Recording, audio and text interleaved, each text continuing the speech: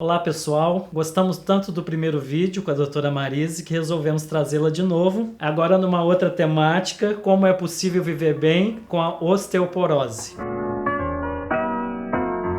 Muito bom para quem tem osteoporose saber que existem muitas formas de tratar e de prevenir as fraturas, né? Tem uma gama de medicamentos que a gente pode usar para tratar a osteoporose, além sempre de adequar o cálcio e a vitamina D e fazer uma atividade física, né? Que isso é importante durante toda a vida. Além do que, tomar cuidados mais básicos. Quando a pessoa já tem uma osteoporose grave, a gente tem que tomar algumas precauções em casa, né? Para que não aconteçam os acidentes, as quedas, mas isso é uma coisa que a gente pode até conversar daqui a pouquinho. Doutor, eu sou paciente, de talassemia e descobri a osteoporose através de um exame de densitometria. Esse exame é solicitado para todo mundo ou não? Uma ótima pergunta, Eduardo, porque não deve ser solicitado para todo mundo. A densitometria, no padrão estabelecido pelo SUS, ela deve ser pedida para toda mulher com mais de 65 anos ou para todo homem com mais de 70 anos, porque, como eu falei, a osteoporose pode acontecer mais tarde para o homem. Ou em pacientes que tenham fatores de risco para a osteoporose, então que tenham doenças que podem levar à osteoporose, por exemplo, no seu caso, a talassemia, que é uma doença do sangue, mas outras doenças como a artrite reumatoide, o diabetes também, as menopausas precoces, quem tem doença renal também tem que ser pedido com mais precocidade. E nessas situações a gente pede antes, mas normalmente só mais tardiamente que a gente pede para um indivíduo que não tem nenhuma doença. Doutor, e a gente sabe da importância da adesão ao tratamento. E a não adesão ao tratamento pode impactar na vida do paciente? Sim, se ele não faz o tratamento corretamente, ele pode ter fraturas. Se ele não tomar direitinho a medicação como é prescrita, é como se ele não estivesse tratando, né? Então, pode dar fratura, sim. E o paciente tendo o diagnóstico da doença, a rotina desse paciente, ela precisa ser mudada ou ele pode ter uma vida normal? Não, ele pode ter uma vida normal, sem dúvida, só que ele vai ter que se adaptar à doença. Ele vai ter que ter uma boa ingestão de laticínios, de cálcio na sua alimentação, vai ter que se preocupar mais com a atividade física, então fazer uma atividade física orientada, ele vai ter que tomar sol ou tomar vitamina D, né? Então essas coisas vão ter que ser modificadas na vida dele. Se ele fuma, por exemplo, eu vou pedir para ele parar de fumar, se possível. Se ele usa alguma medicação que pode piorar o osso também, vou pedir para ele substituir ou trocar se for possível, ou suspender. E quando o paciente já é mais frágil, quer dizer, ele já tem uma osteoporose mais avançada, em geral a gente toma medidas para evitar quedas, porque na pessoa mais velha, em geral, as fraturas acontecem quando o paciente cai. Então, quando é mais jovem, tem uma densitometria com osteoporose, mas nunca teve fratura, ainda dá para estimular um pouco mais a atividade física com mais intensidade. Mas se o paciente é muito fragilizado, a atividade tem que ser feita com orientação de um fisioterapeuta ou de um professor de educação física bem orientado, e tem que tomar medidas em casa para evitar quedas. E o paciente que tem o diagnóstico de uma osteoporose grave, ele pode ter uma regressão para osteopenia, né? Melhorar o quadro desse paciente? Pode, desde que ele tenha uma boa adesão ao tratamento, que ele faça as coisas exatamente como o médico está prescrevendo. A gente tem medicamentos que tratam também essa osteoporose mais grave e a osteoporose menos grave. Então são diferentes tratamentos, mas que são bastante efetivos, então melhora bastante. E essa efetividade é a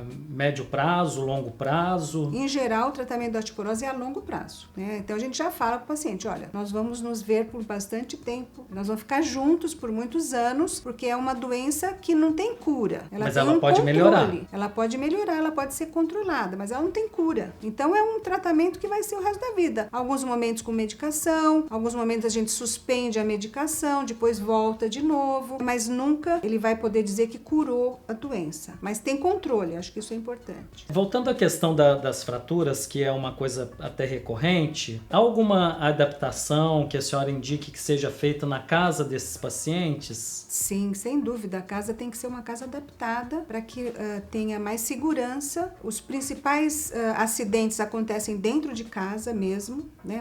A maior parte das quedas acontece no ambiente domiciliar Os ambientes mais problemáticos são o banheiro e a cozinha, por causa do piso, porque quando ele molha ele fica escorregadio, e é onde os pacientes sofrem mais acidente. Então a gente orienta no banheiro colocar a alça dentro do box, ter um banquinho para sentar quando vai lavar, por exemplo, os pés, ele se senta, tapetes antiderrapantes dentro do box e ao sair do box com o pé molhado, alças na bacia para que ele se segure na hora que vai usar a toalete. Então essas são medidas muito importantes. Corrimão nas escadas, tirar tapetinhos que ficam espalhados pela casa, que ele pode tropeçar e cair, que é muito comum. Evitar de subir em banquinhos para pegar objetos que estão mais altos, é um acidente muito comum. São todas orientações que fazem parte do tratamento da osteoporose. Isso realmente faz parte além do medicamento. Além do medicamento, a prevenção das quedas. Doutor, e esse paciente, ele requer um cuidador perto dele, né? E se sim, qual que seria o papel desse cuidador na vida desse paciente? Normalmente ele não precisa de um cuidador. O cuidador só vai ser necessário se ele tem realmente uma perda de alguma capacidade, ou física ou mental, né? Então, se é uma pessoa muito idosa que não consegue por se organizar com os medicamentos, né, com a alimentação, com a movimentação, precisa de um cuidador. Mas não é todo mundo que precisa. Você, por exemplo, não precisa de um cuidador. Não. Né? Você se vira bem. Então, o cuidador vai depender muito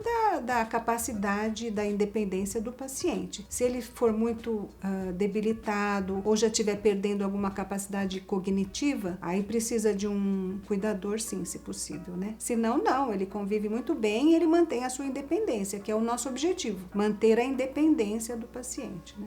Doutor, então, para o paciente ter uma segurança maior, né, e ficar um pouco mais tranquilo, é possível viver com a osteoporose e ter uma qualidade de vida? Sem dúvida, é possível, sim. Não pode se desesperar quando vem o laudo da osteoporose na densitometria. Procurar um médico especializado e começar o tratamento, ter uma adesão, fazer direitinho o que o médico manda, né, durante os anos que se seguem, e você consegue conviver muito bem como se não tivesse osteoporose, né? Então o importante é não deixar a osteoporose ficar muito grave. Procurar antes, porque aí tem uma forma de você viver normalmente, sem que ninguém perceba que você tem osteoporose, né? Sem ter nenhuma limitação na sua vida.